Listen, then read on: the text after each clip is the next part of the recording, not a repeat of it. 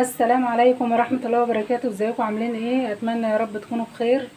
النهاردة هعمل معاكم كفتة الرز بطريقة سهلة زي ما انتم شايفين كده.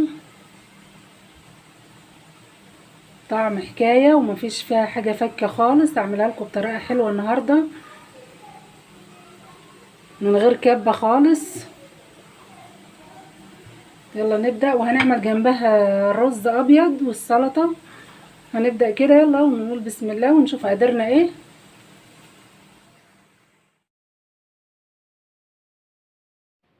عندي 300 جرام من اللحمة المفرومة، وعندي نص كيلو من دقيق الرز، وكام عود من البقدونس، وتلات اربع معالق من البرغل كده.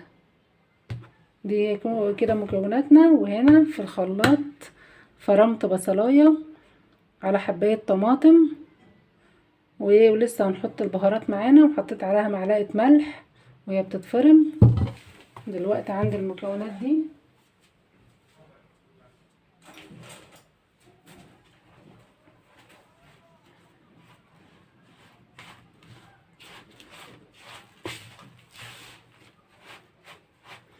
الدقيق طبعا بتاع الرز على الناشف، والبرغل كمان على الناشف.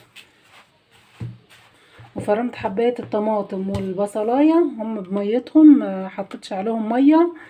انا بقى لو احتاجت وانا شغاله، لو احتاجت ميه هحط، ما احتاجتش خلاص.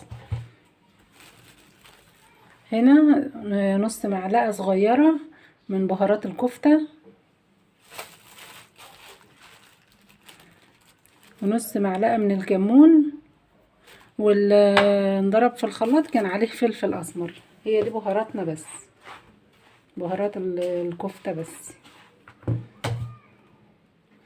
حط الخليط ده راخر.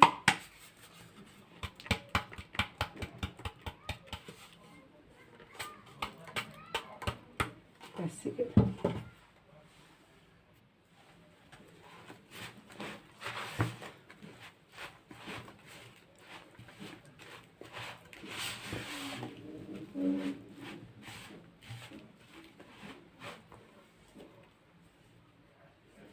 اشتغل بقى بايدي علشان ادخل كل حاجه في المكونات في بعضها.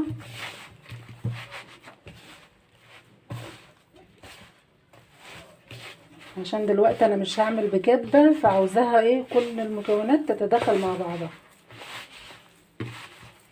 بايدي هخليها عجينه واحده.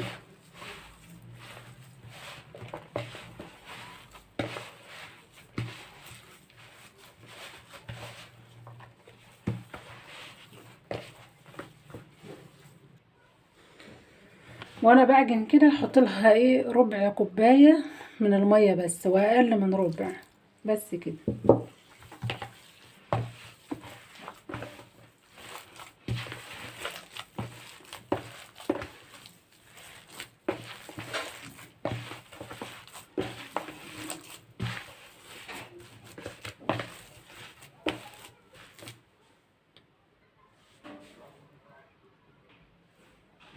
دلوقتي انا عجنت فيها قد 5 دقايق كده، لازم تنعجن كويس.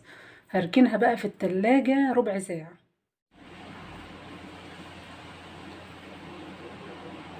دلوقتي انا ركنت الكفتة في التلاجة ربع ساعة او تلت زي ما انت عاوزة، ولو ساعة هيكون برضو حلو. كل ما هتسيبيها هتكون حلوة. بصوا مسمغة في بعضها. وانا جربت صابع حمرته، لقيت الكفتة دلعة، حطيت لها شوية ملح. فانت الاحسن جربي صابع حمريه الاول، لقيتيها دلعة ومحتاجة ملح حطي لها الملح قبل ما ايه، ما تصبعي الكمية كلها. دلوقتي بقى هي هنبدأ في التصبيع. بصوا بقى، ومن غير كبة ومن غير اي حاجة، وهتشوفوها دلوقتي على النار ماسكة ازاي وحلو كده. الصابع هيكون مناسب، منكبرش عن كده.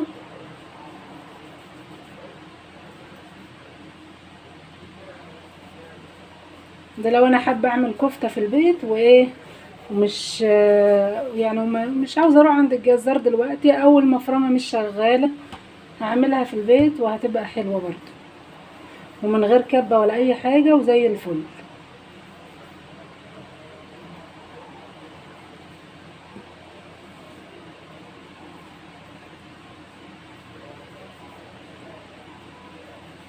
ودقيق الرز طبعا بيتباع عند العطار برضو، مش هتجيبيه من عند العطار، تقدري تفرميه في المطحنة في البيت،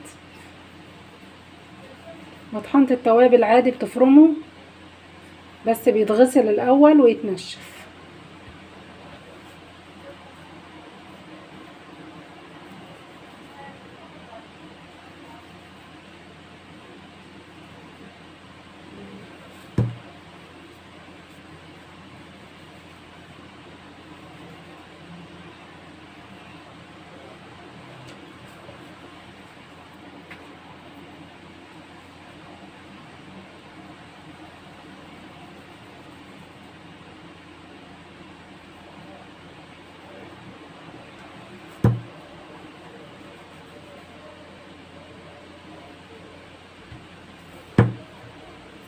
هعمل معاكم شوية وبعد كده اكمل مع نفسي.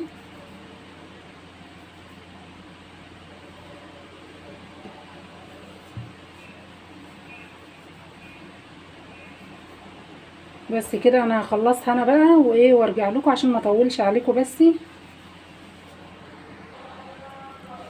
خلصت الكفتة كلها، عملت الكمية دي معايا. يلا بقى على الزيت عشان نحمر. كده الزيت سخن عندي، هحط بقى الكفتة.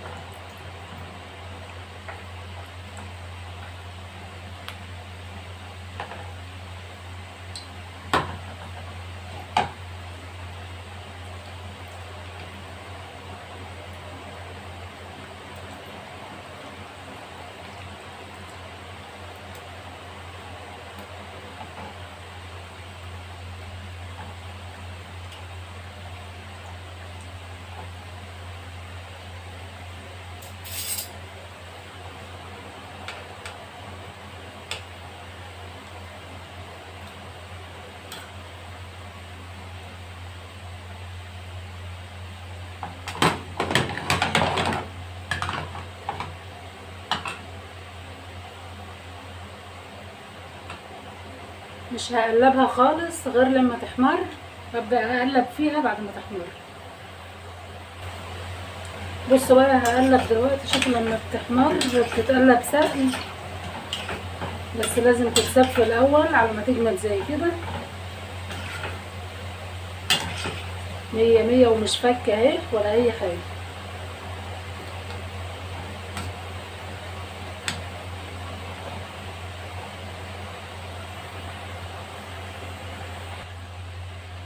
كده الكفتة خلاص كده على نفس اللون ده، لازم اطلعها بقى كده.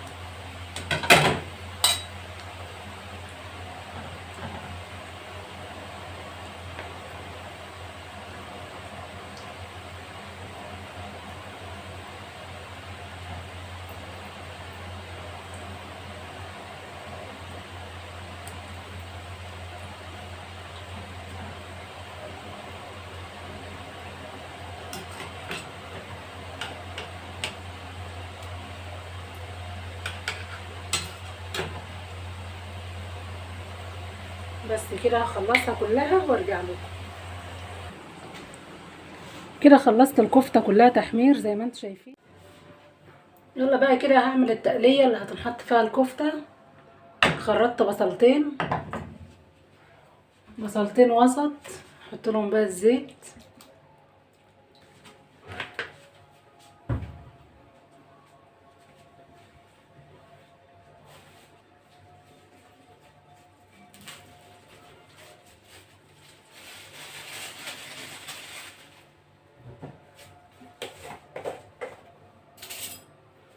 كده بقى مش هحط غير الملح والكمون بس، هما دول اللي انا هحطهم على الايه التخديعه بتاعت الكفته.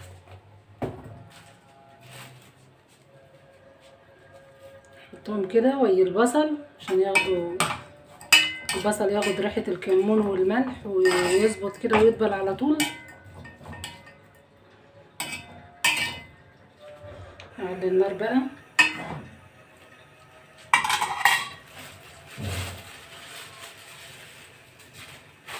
مجهزه الطماطم فرماها، بصل يحمر كده ونكمل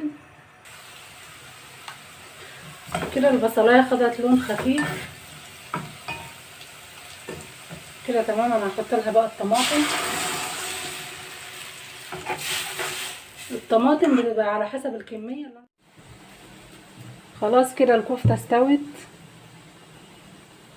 زي ما انتم شايفين، مفكتش ولا واحده فكت منها، ومن غير كبه ومن غير اي حاجه، كفته من الاخر. لو عجبكم فيديو النهارده ما تنسوش تعملوا اشتراك في القناه وتفعلوا زر الجرس عشان يوصلكم كل جديد. والسلام عليكم ورحمه الله وبركاته.